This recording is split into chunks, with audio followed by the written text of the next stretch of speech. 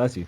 We are going to talk about that Brianna Joy Gray versus Noam Chomsky debate, it's the same kind of debate we always have on Big Talk, Little Talk, right? Oh boy, Oh, yes. I'm ready for this. So, Accelerationism versus incrementalism, to vote for Joe Biden or to not to vote for Joe Biden if you're progressivism. Did you guys catch the debate? What were your thoughts about it? I would say you guys who already know me, I agreed with Brianna Joy Gray. go ahead, Dak. Okay, I caught the highlight of it, the big clip that was shared all around Twitter. Noam Chomsky's argument was basically that we need to vote for Joe Biden as the lesser of two evils, and then once he's in office, we need to exert the maximum force of our power as protesters to compel him to our will. That is an interesting strategy if people are able to muster up the resolve to go out and protest the Democrats, which I don't believe that they would, because I think that what's going to happen is if Joe Biden wins this election, you're going to see this progressivism within the party. You're going to see that be discouraged because we're going to be told by the establishment, we can't be bothered with Medicare for all right now. We can't be bothered with all these progressive policies because we have to focus on protecting Biden and Kamala against the Republican challengers, whoever they may be. Maybe Donald Trump will even try to run again and pull a Grover Cleveland. So Noam Chomsky's argument is predicated on the idea that people are going to sustain their political activism when the Democrats are in charge. I disagree with that completely. I think that the only reason people have begun to consider progressivism seriously is because of the terrible example that has been set by Donald Trump. So I think that the best thing for progressivism would be to continue down this nightmarish road of the Trump administration so that we don't hear the message that progressivism does not work, only centrism can succeed. Yeah, my only counter to that would be that actually the liberal of them all, Obama, has a podcast where he himself had doubts of, I forget what the term he used is, but it's basically when you concede to your opponent and give him and present him with legislation that actually comes from his side so that you can show the American people, the third party in this case, how ridiculous and how unwilling to come to the table they really are and kind of mask off the Republicans. He had doubt. He said, I don't know if that strategy worked as well as I thought. This is why he made references to I would have been a liberal Republican. I actually was further right than George W. Bush and things like that in certain different interviews. So it's interesting that progressives wouldn't study their enemy, Obama, and understand that, if he's already contemplating these kind of, uncertainties in his head strategically, then Chomsky's approach, where he was debating, almost comes off fatherly, trying to tell this spoiled brat. What's her name again? Brianna Joy Gray. I wouldn't say Brianna she's a Joy spoiled Gray. brat. Well, I'm comfortable calling her that. So he's telling her like, look, this is the game that's being played. You can't just come in all of a sudden and change it up. And if you really want to do that, then you should vote for Donald Trump, because every entity and organization and body of government that you are opposed to as a progressive is aligned uniformly against the president of the United States right now, Donald Trump, who best represents the American people and the little man right now in this country. Barack Obama has every motivation to lie because of his affinity to Joe Biden. I did my interview with Daniel Burke. That audio, by the way, somebody's audio, it sounds like wind is blowing somewhere. I don't know what is going on, but somebody's got to fix that. The problem is that I did an interview with Daniel Burke, who argues that the Biden campaign represents an attempt to run a coup d'etat against Donald Trump based on the Crossfire Hurricane scandal. So Barack Obama is going to do everything within his power to ensure that Joe Biden wins this election. Obama will then have some kind of connection to the White House. So obviously Barack Obama is going to tell people not to pursue the road that Brianna Joy Gray is advocating. I think that Gray is obviously much more, I don't know if I'm pronouncing her name correctly. I think she's obviously a much more reliable source on this than Barack Obama. As for Noam Chomsky, Yeah. I understand Chomsky's perspective, but as I said, it's predicated on the idea that people are going to sustain their political activism into the next decade. I strongly disagree with that. I have no horse in this race, but just coming from like looking at it from the right, they understand more strategic things, right? Not always going to be happy with things. You're not always going to be happy with who's kind of leading the way, but that's kind of the sacrifice of the collective, which is interesting to me, having been involved in politics for the amount of time, seeing that dynamic where the camaraderie, if I may use that term, is actually seen on the right, and it's attributed by the left to stupidity. Maybe not stupidity, but definitely naiveness, gullibleness. These Southern hick people, but they actually have more camaraderie, and they're willing to kind of put more things aside and show solidarity to one another around something that unifies them. Whereas in the left, it has to be a dick measuring contest of the mind. So I find that interesting. It's so interesting. Joe Biden and the other corporate Democrats are not our comrades, though. These are the people who we're fighting against, and that's why we're not going to vote for them.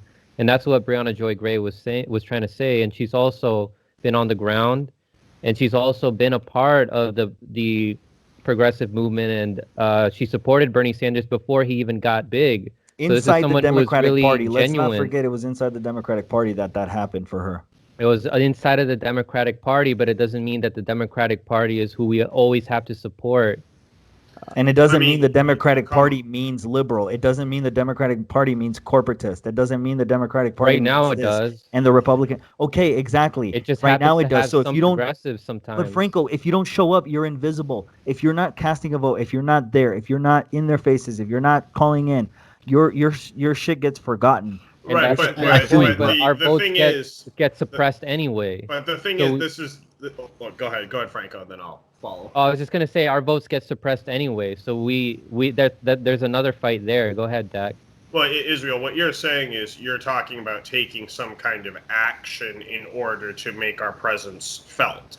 That is what Noam Chomsky was advocating for. But Noam Chomsky, what I'm arguing is that Chomsky is neglecting to consider that once the Democrats are in power, they are going to do everything within their power to suppress that kind of protest. I think that these protests that we're seeing right now are being encouraged by the Democrats because they are not the ones in power. Once Joe Biden is in office, they are going to suppress that progressive faction, and they're going to say, listen, all of your concerns, progressives, and all of your interests and all of your priorities, all of your agendas, 100% of them have to be set aside in order to protect the party against the menace posed by the Republicans. It's not about incrementalism. It's not about compromise. It's about the fact that the progressives are given absolutely nothing. Okay, so now let me ask you a question then. In this narrative that you're formulating here, are the Republicans like an imp creature that have no say or voice? Are they just standing on the sidelines and are not going to combat the Democrats, however small or big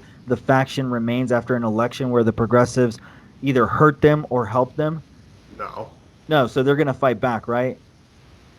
Against anything the Democrats do. Yeah. Okay. Some of them. So then logically, if you were the majority in the Democratic Party and you held the reins, or the third party that took control, the Republicans would just as fiercely counter your ideals and put your plans aside, right? Perhaps even more intensively. They would. Right. So it's almost a strategic battlefield decision. Do I go with a third party that has a 10% chance of succeeding, or do we run the play where we support the Democrats, but we also come at them with everything we have? Or do we just not vote for them and hope the party crumbles and we can come in and, salvage what's left of it? What I argue, and I argued this in a recent essay, is that presidential campaigns are doomed to failure because they're based on an attempt to build from the top. Ed should jump in, by the way. I haven't heard from Ed. Oh, yeah, but Ed's video disappeared. That's why I thought he was gone. The thing is that the the attempt to build from the top is doomed to fail. I think the public is far too uneducated politically to be able to assert itself politically, to be able to articulate its ideas. And because of that, I think that that is where the focus needs to be. And in that regard, I think that the Democrats would be worse for that process of education than the Republicans, because you're not going to be inspired to try to fix a problem unless you recognize that there is a problem. The Democrats' mission will be, once they're in power, to convince us that all is right in the world and that we don't need to make any changes. When you have Donald Trump in office, it's very easy to see what is wrong and what needs fixing. But when you have Donald Trump in the office, more people are in disparity, right? Now, I don't believe this voting for Donald Trump myself, but formulating this argument, right?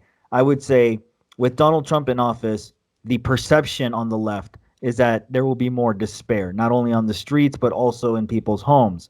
Now, when people are not as comfortable, there's that pyramid that kicks in that we all learned in, like, you know, the entry level college classes, where it's like your survival, your food, your shelter, and then, you know, you work your way up to like your consciousness. The Maslow's hierarchy of needs. Okay, Maslow's hierarchy of needs kicks into play here, where they open the door for Dak, but maybe they open the door and are upset in a bad mood because the billings and the different things like that. The climate, right? The climate is a Trumpian climate for them, and they're just not going to listen to Dak. They're just not. They don't care. They don't care. Even if, as things slide down to hell, the slide down to hell, it's almost like boiling a turtle. They're only worried about what's in front of them. So when Dak jumps in front of them or whoever to try to activate them into something, it's less appealing, right? I have this, I have that. Under like a Democratic or more neutral administration, this is Chomsky again, kind of tying it back to what we were discussing. He's saying they'd be more open because of that hierarchy pyramid thing to say, you know what? I can do it. Yeah, I have the time now, or I have this, or I have more resources, or the environment is just not as hectic, and I don't feel like receding into my turtle shell away from everybody. No, that's not at all how my political Well, that's what's education... happening now, though. That's what's happening now with people. Well, no, that's the Trump derangement syndrome. You said... Well, Trump derangement syndrome is what helped to educate me. I was able to see the way that the Democrats were going insane. No. Someone's suffering from Trump derangement syndrome. Right, Put yourself in their shoes. They need... I'm not sure that those people can be helped. That's a big percentage of the population, though, and that's a big margin of the voting base. That's why I'm pessimistic. I don't. A lot of those people who have TDS, I do not believe that they can be helped. I believe that a lot of those people are so heavily programmed that, see, they have to be willing to accept the process of deprogramming. They have to voluntarily seek to overcome the propaganda. You can't force them to do it. If you could, then brainwashing would be a lot simpler than it is. They are going to have to come to that state of enlightenment on their own terms. And that's what happened to me. It was seeing the way that the Democrats failed to deliver on any of their basic promises in 2016, namely to win the election. Well, then it's a numbers game. Then it becomes a numbers game, right? Because it becomes how many people are going to end up in the Dak column, and how many are going to end up in the TDS, Trump derangement syndrome column, and just slide further down into their own individualistic problems and ignore a far right. No more than the number of people who are going to be swept into the Democrats' propaganda machine. I mean, we did see the pacification of Democrats under Obama. Like, this isn't a theoretical possibility. We have recent examples to cite. Yeah. What do you mean? Like, they've become like more docile? Well, like they're going to fall back to sleep to everything that's going on in the world.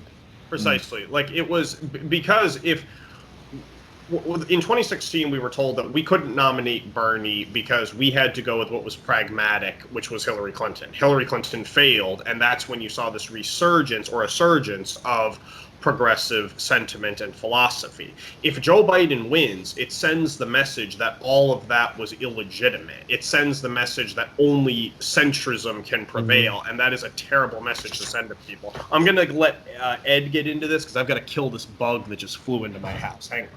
Good luck, brother. Go ahead, Ed. You saw the debate between Joy Gray and Chomsky? I saw some of it.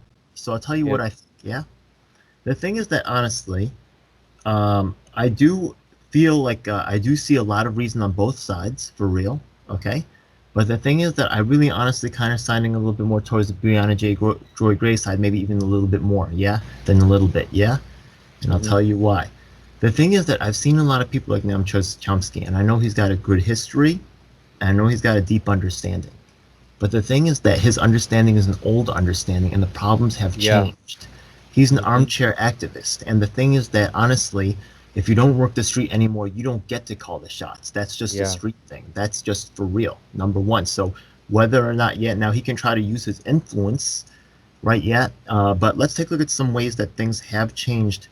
In terms of the situation, can you guys think of any way that the situation has changed significantly? Well, I mean, social media, technology, more corruption in Congress. You know, Okay, Things have China. let's take a look. Okay, gone one thing that we were talking about progressively earlier, right, worse was for the working class presentation people. of an option, right? Yeah. Okay. So he's saying, right, that we have to like kind of settle for this option, right? But the thing is that look at 2016 when President Trump won, right? Yeah. You would think in 2020, right? Like you saw Bloomberg gave it a shot, right? But so many other people like Arnold Schwarzenegger could, no, he's not born here, yeah. But he could have had a Mark Cuban, yeah. If a reality TV show star can become president, why can't anybody, right? Everybody was interested, but nobody ran, right? Why? Because they will fucking destroy, right? You see how they went after Bloomberg, yeah? They don't want you in on the game. Who are you really going against? Are you really going against Biden, or are you going against the state that's the CIA or whoever's running things? You know what I mean? What do you think? You know what I mean? Right. Yeah. Isn't it weird? Yeah, you brought up a great point there, Ed, about how Brianna Joy Gray is now So on the ground. She's there on the ground. Chomsky, his ideology is old, and yeah. we're like the times have really changed, and he's become really stubborn about his ideology. If you saw, like he was very, I would say, like he was getting annoyed with Brianna Joy Gray for not seeing like what he was seeing. Also, he's And I out think of that's touch. He's yeah, out of he's touch. He's out of become an touch. elite guy. He doesn't talk And to us normies anymore. the like more, I think the more credentials you have and the more recognized you are with your intellect, also the more stubborn you are, and the harder it is to try to change your opinion. Can I say one thing about Noam Chomsky, because I don't like the way that the left is just trashing the guy and saying that he's worthless just because he's voted for the Democrats. I really don't appreciate that. I think don't that say he's worthless. I just don't agree with him here. No, I know. I understand. Just, but that. in general, I've seen people trashing him just because of this. Right, and well, it's because of his lifelong support for the Democrats. But the thing is, I think that we're overlooking a great body of work that he has done just because he voted a certain way once every 4 years. But the problem I have with Chomsky is that, and it might sound unprofessional to go here, but the man is rapidly approaching the end of his life. You can see that there has been a visible deterioration just within the last 2 years. Go watch the talk he gave in 2019 after Assange was arrested. He looked far sharper and far more crisp than he has lately. I mean, he's really he doesn't look like he's doing very well. And so from his perspective, as he is reaching the end of his life, I don't know that his perspective is directly applicable to the situations of people who are going to face several more decades of life on this earth. And I mean, maybe when I get to his age, I'll come around and I'll think that, maybe there was something to be said for the thoughts that he had in his ivory tower. But at this point in time, I do feel that maybe the activists who are doing the work on the ground, maybe their present commentary is a little bit more relevant than his present commentary. So basically what I'm getting out of everybody is that you guys are all basically accelerationists, right? Because you want to see things accelerate. Your interests lie in things getting a lot more accelerated in the process of changing the system. We don't have time. Is like, think about it like this. I wouldn't say that. We get Biden. I mean, yeah, you just defined it. And then after, he's not even going to serve a full term. He's more than likely going to have Kamala Harris take over. And then that's going to be 12 years of Kamala, or if it's shorter than that, we're going to have guaranteed a Republican. The question is, what's easier for you? What's easier for you? removing Trump or a Trump Republican style like super wave or dealing with the Democrats? I don't really feel that I have much influence in either situation. Not you as an individual, but when you speak of these things, you make a kind of subtle nod and a wink to, But things hey, are just as massive amounts of people need to come out. So I'm things are just directing as that at you, bad. asking what I are think massive people supposed to do? to answer your question, I stand by what I said earlier, which is that I think the simplest way to educate people about these issues is to continue with the terrible example that Trump sets. Right. So That it's is what I okay. believe. It's better for progressives that Trump wins then. I believe so, yes. Okay. I actually understand there's a so bit of a gamble involved there. There's Yeah. a bit of risk, but in my personal opinion, yes, I do believe it's better. I think we've seen much more progressive awakening in the last 4 years than Well, we the did in problem the with your side is that a lot of people live in that, margin of error, that risk that you're calculating. And a lot of those people are these, COVID people obsessed, these soccer moms, these people who make up a majority of a pretty dominant party that represents further leftist ideas, at What do you least mean? in the What do you mean But those risk? are What do you mean risk? Like, you mean like their No, you were lives the are one that actually going to be put in you danger? you said that with Trump it's a little bit of risk. I said that there are people who live inside that risk bubble that you're assigning. These are people who may not be covered because ACA gets repealed. The Oh. little things that maybe to you calculating like the bigger picture, the accelerationist at image, this point. it doesn't. I don't think ACA will get repealed. I think they'll just get rid of the individual mandate. Hey, And here's a thought.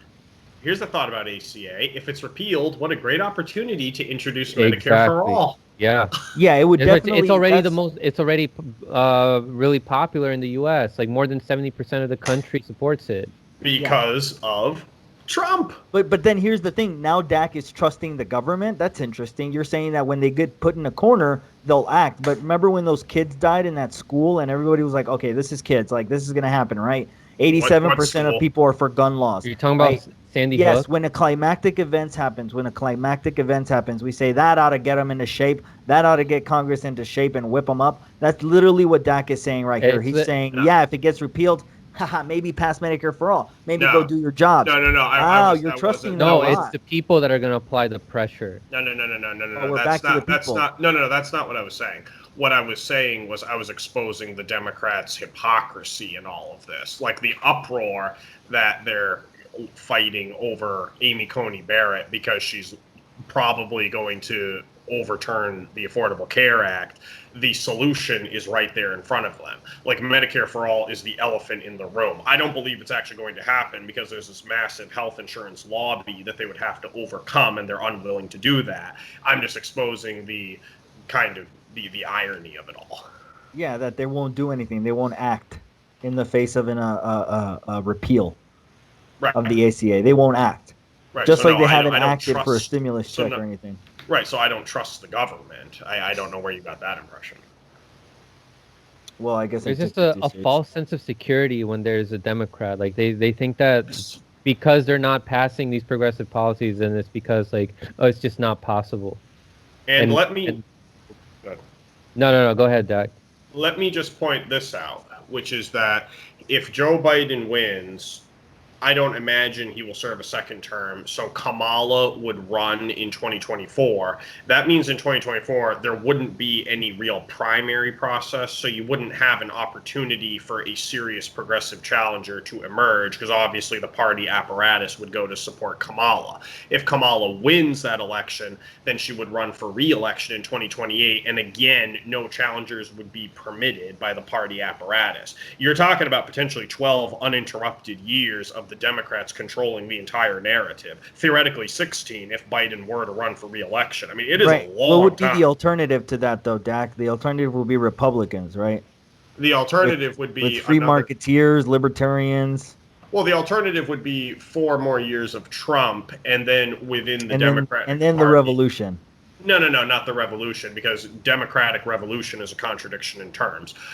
What you would see within the Democratic Party, or at least among the Democrat electorate, would be even more frustration and distrust of the moderate centrist Joe Biden camp than we're already seeing at present. Like, I think you would see more of the Bernie Tulsi type people in the 2024 primaries than you saw in the 2020 primaries. Like, I think that the establishment Democrats would obviously maintain control, but the field would begin to be tilted against them, however slightly. I want to add something here. Yeah. So the thing is that if you guys watch the video, right? Remember that the thing is that he actually said in the video, right? Yeah. He said, I don't think this is a true solution. I think this is only buying us some time. You remember that? Yeah.